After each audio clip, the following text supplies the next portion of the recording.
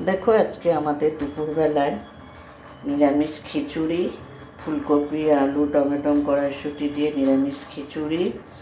আর এখানে হচ্ছে দেখো বাঁধাকপির তরকারি।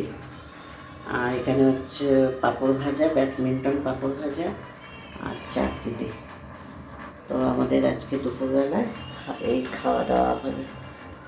তা তোমরা আজকে আমাদের দুপুরের মেনুটা কেমন লাগলো তোমরা কমেন্ট করে বলো।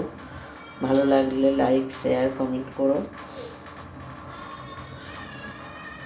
অসাধারণ, এইভাবে খিচুড়ি করলে মানে একটা অসাধারণ মানে ভোগের মতো টেস্ট লাগবে, দারুণ।